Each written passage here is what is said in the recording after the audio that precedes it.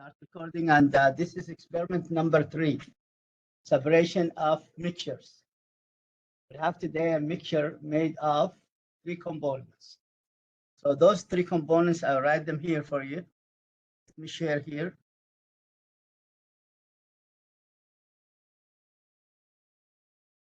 And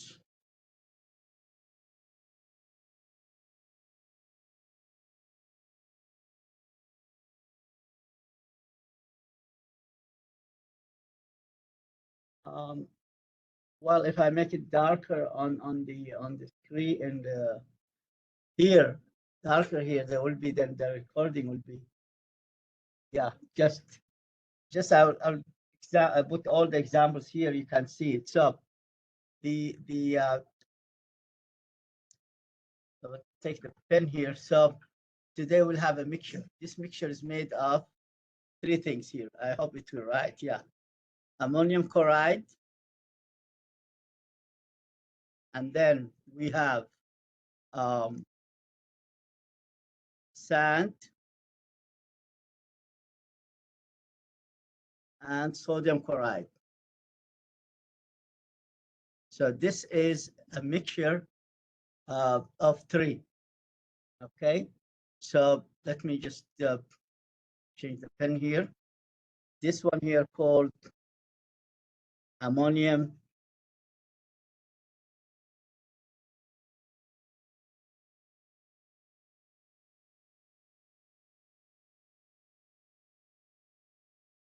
chloride. This one's called sand. This one here is sodium chloride. Sodium.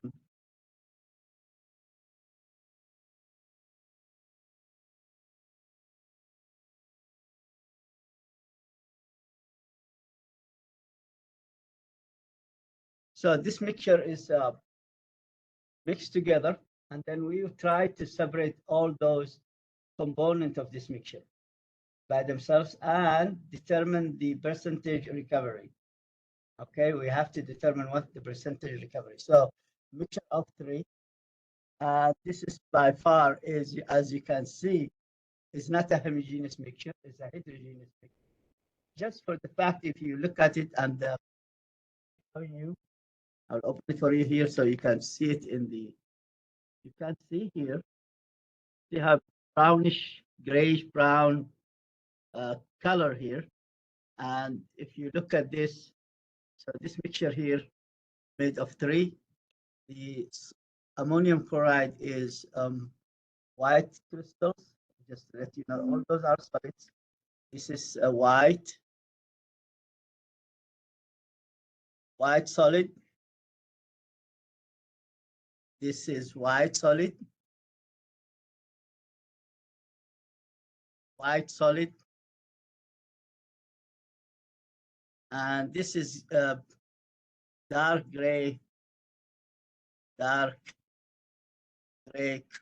solid as well. All those are solid mixed together in a specific percentage, and we want to separate them. So we'll be using their physical properties.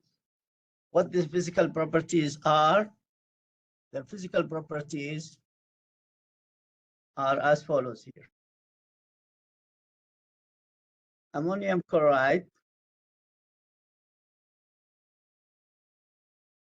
has a sublimation feature that's both the other ones, sand, silicon dioxide, and sodium chloride, kitchen salt, they don't have. So this one will be used its sublimation feature. Sublimation.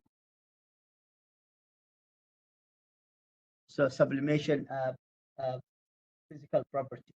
Okay. Sublimation of physical property. The sand, then we separate this one by itself first, out. Then we'll come to the sand here, plus sodium chloride. Now we'll look at their solubility, their polarity. This is non-polar, okay? And this is polar. So we are using the other feature of the both of the two solids here, sodium chloride and silicon dioxide. Silicon dioxide is called sand, and sodium chloride is a kitchen salt, correct? So we'll add to them a polar solvent. So we'll add to them polar solvent, H2O. So then we'll see that sodium chloride soluble in H2O. This one is not soluble. So that's a good way to look into the whole thing. So we can separate the first one by sublimation, by heating. It sublimes at temperature maybe 300 degrees or something, 340 degrees. And then the solubility, then we'll add cooling everything, add the H2O to this solid. Sodium chloride will dissolve with the solution. Sand will remain as is. Then we separate both of those solution, sodium chloride, aqueous solution, and sodium sand is wet a little bit. So we will heat to dryness to evaporate all leftover H2O inside those two crystal solids. We'll have then sand by itself and sodium chloride by itself. Go and make some weighing and calculation, and then we can see the recovery of the three components. That's the whole idea of separation of this solid mixture made of ammonium chloride, made of sand, made of silicon dioxide, made of kitchen salt, which is sodium chloride. So that's the first part.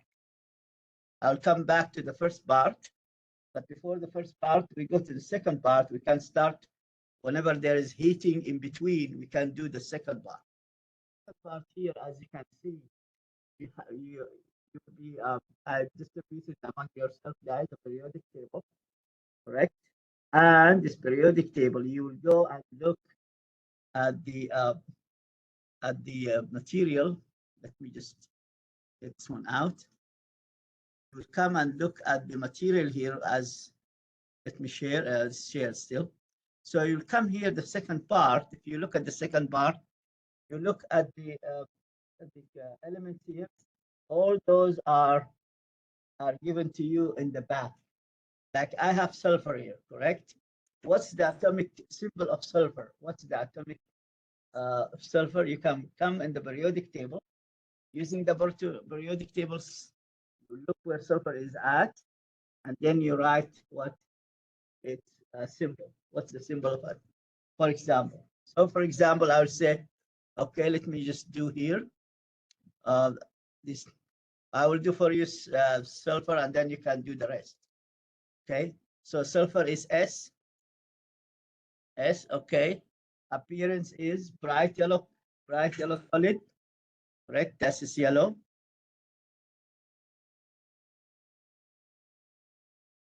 Yellow solid. Just write it here.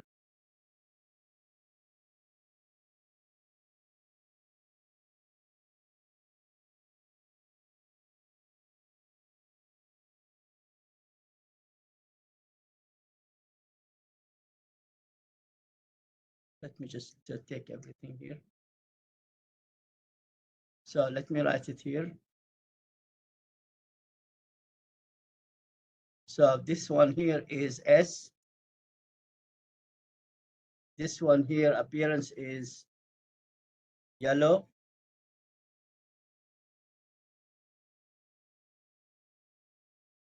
Yellow solid.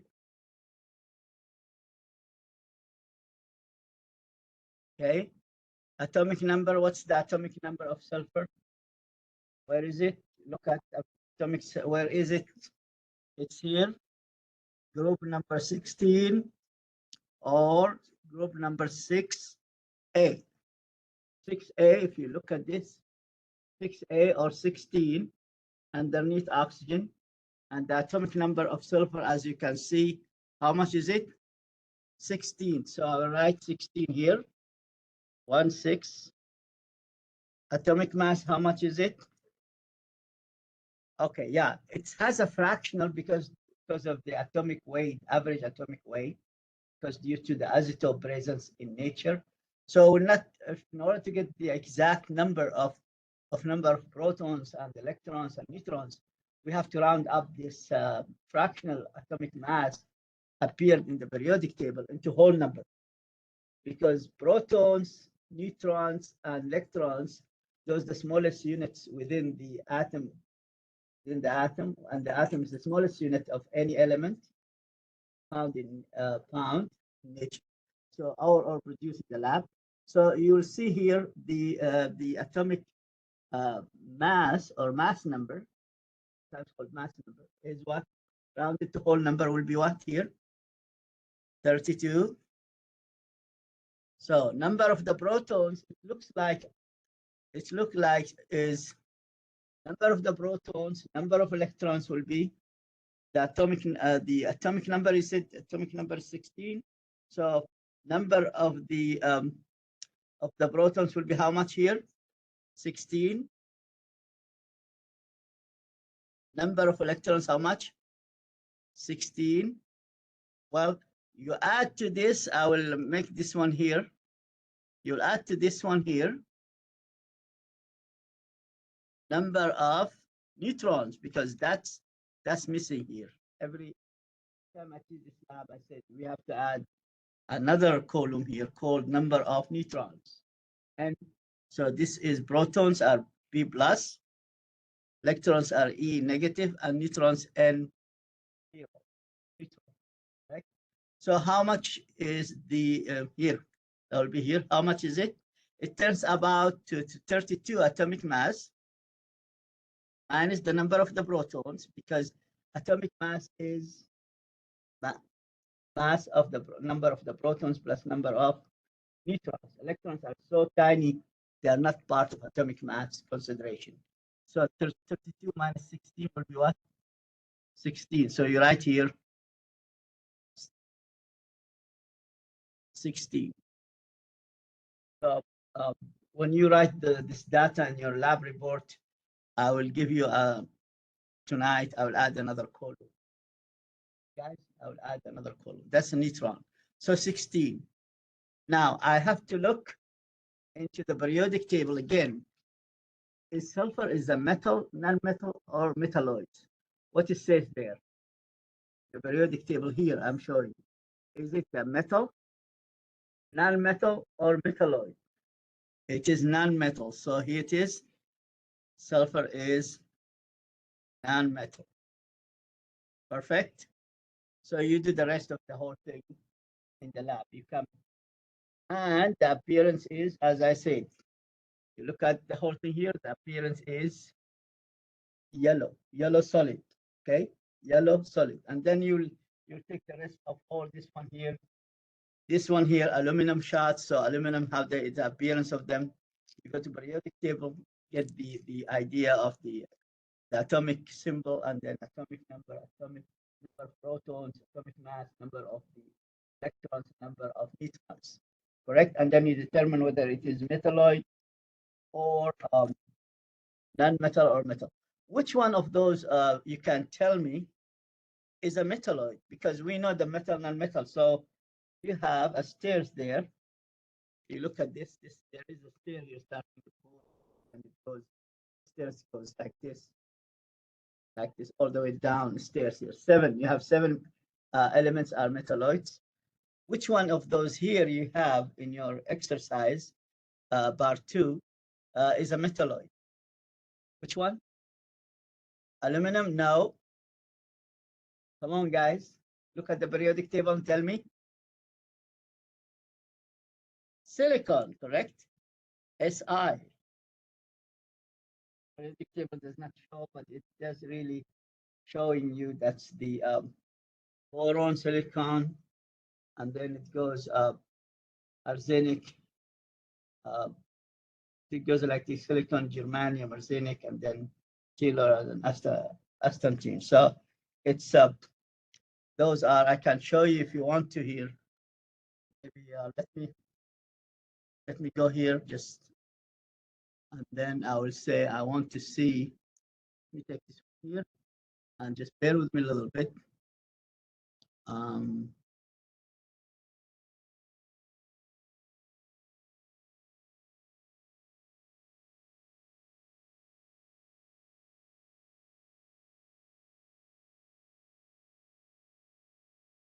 I'll just show you the metalloids.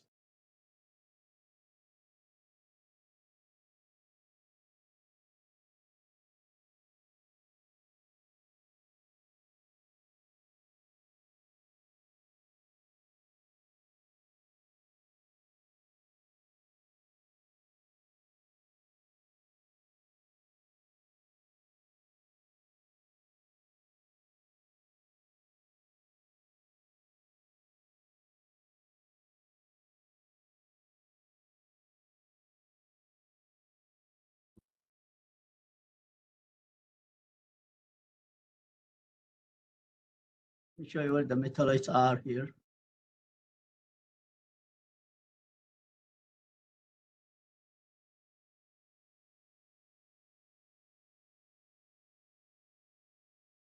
Let me share the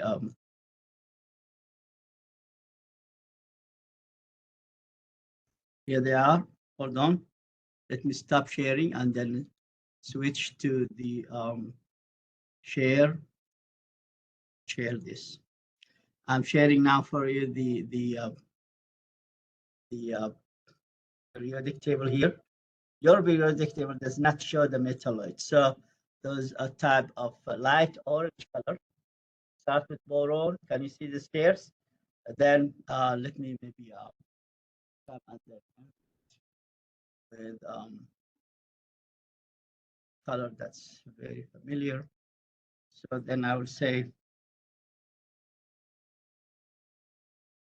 this is boron here, guys. Silicon, then germanium, arsenic, antimony, and tellur, and astatine. Those how many you have? 2 and 2, 4, 2, 4, 6, 7. I circled them. See here? I circled those. Those are metalloid. And silicon, silicon is one of this. Silicon is one. They call them the stairs. The stairs element is recognized as stair element. They really come as a stair.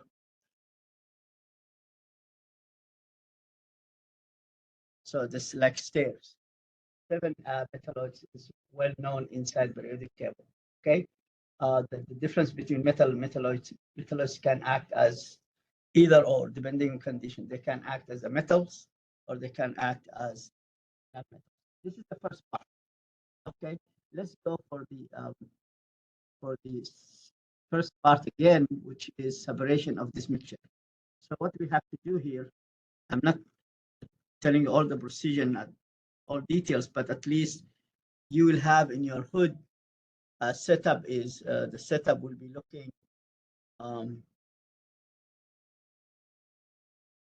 the setup will be looking like this here. So first of all, you will have two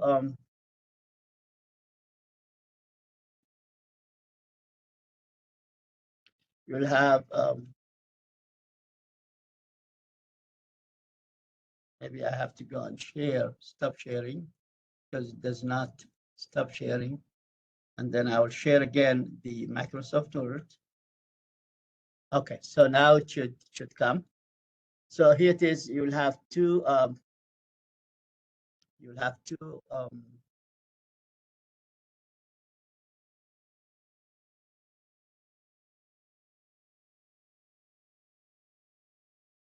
That's dish number 1. Dish 1, and then you have to have dish 2, and with its watch glass.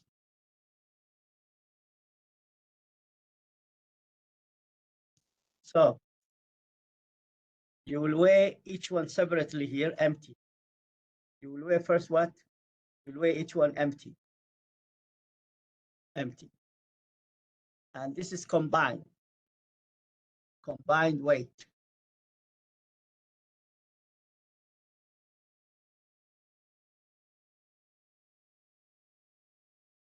Okay, guys. So this is first what you have to do. First, you wait to. This is the picture here. Let me show you here. This is the picture of the evaporating dish. Those are the dishes here, evaporating dish. They look like this. Take the one that has depth inside, so you can add, because we will add some tap water so into them. So therefore, don't take the flat one, but take one like this. So this one and this two, the same thing, and plus a watch glass from your drawer. Correct, guys? So you have two of those empty. Now, when you are done with this, then what you will do here, you will go and to the sample here. I have shown you the sample here. So the sample is mixture of both three components here. And don't see the number of it, but you might see if they have numbers of them, you have to record the number of this mixture. This one does not have a number. And if it does not have a number, don't worry about its number. So this mixture has ammonium chloride, sodium chloride, and sand, silicon dioxide. So three. So what you will do here, you will weigh out of this 3 grams. So you know dish one, in dish one, you will weigh what? Your mixture, 3 grams. So the first thing here, you will weigh 3 grams. You will weigh 3.00 grams of your mixture, in dish number one. Of course, you know what's the dish one. You have to weigh it first. This one must be weighed first. Okay. And then you get the combined weight of the dish one plus the 3.00 grams of your mixture. Okay, guys? Then you will go to your, when you are done with this, you go to your setup here. Your setup will be looking, let me take this out. Your setup will be looking,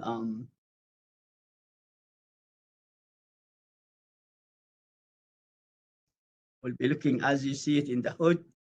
Setup is made of a stand. This is a stand here. This is your Bunsen burner.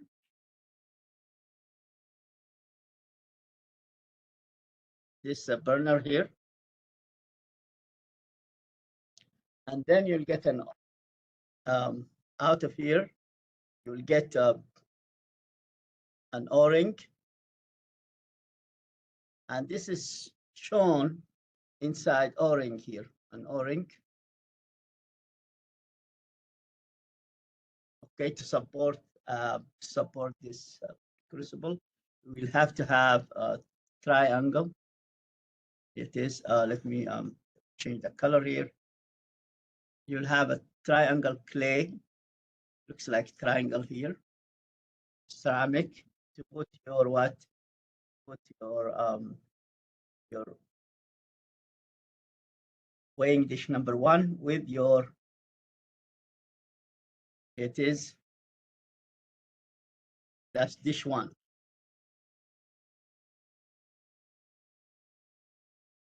That's dish one, okay? You will heat this one here first.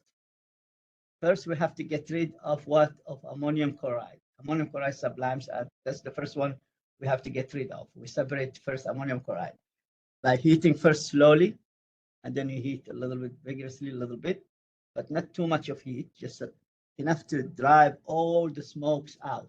You will see ammonium chloride is going out as a big smoke. Are you following me here? So you get until the smoke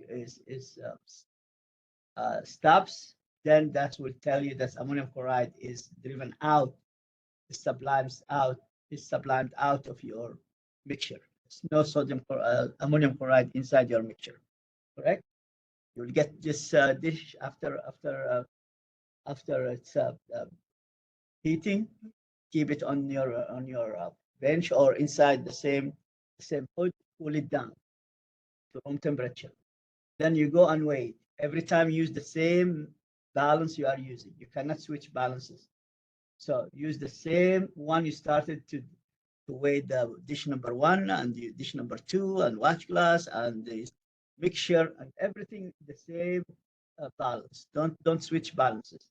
So then it's cooled down, but after cooling down, correct? After cooling down, then you'll cool you'll what? You will cool it down, or you have the mass. Okay. Now this mass is the mass of the mixture minus what? Ammonium chloride is gone as a smoke, correct? So if I know the sample to begin with 3 grams plus the dish number 1 mass minus the after sublimation, the dish and the sample left over from the sublimation, the difference between them will give me what? Ammonium chloride. Ammonium chloride. And that's, if I go down here, I hope I can go down, show you here. So here it is. If you look here, let me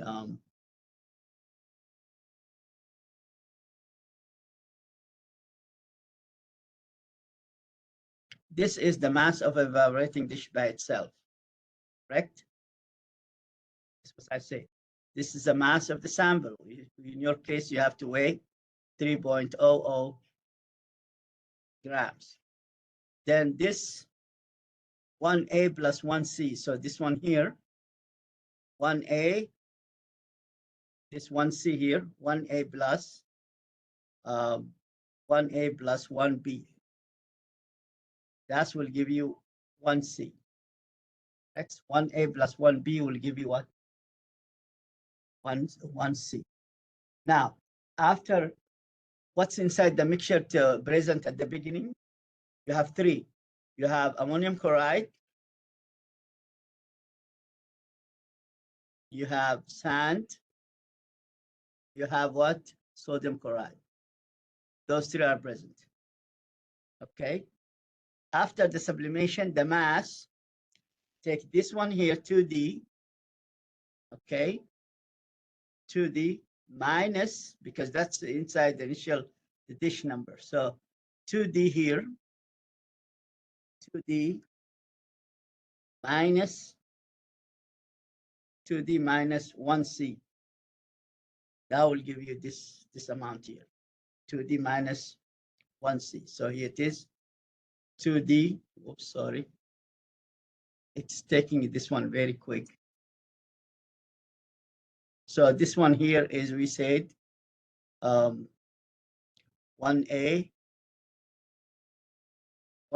plus 1B. This one here, we said mass of that you have to weight. That's the weight. So will be then mass of sublimate, the ammonium chloride will be 2D from here minus the 1C. That's the initial sample with started with the mass of evaporating dish. 2D minus 1C.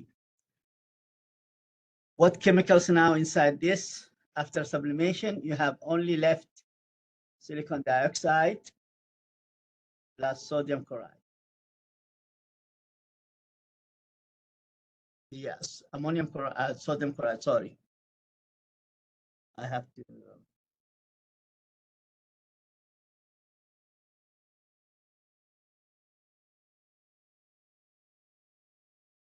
Yeah.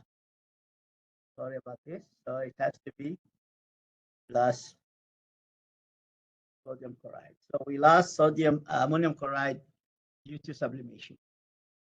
Okay, guys. Now this is the mass of the second. Let's change the color. That's the mass of the second what? After you are done with the whole thing, you have to weigh. I said, but you wait at the beginning. Second evaporating dish with the watch glass. Here it is. This one here. You do it at the beginning. So let's put it here. Okay, guys. Then what you have to do?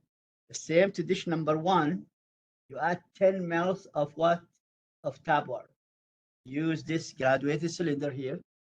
Add 10 mL to after the cooled one. dish number 1, after sublimation, after it's cooled down from heating, you weigh it already, you know the mass of it.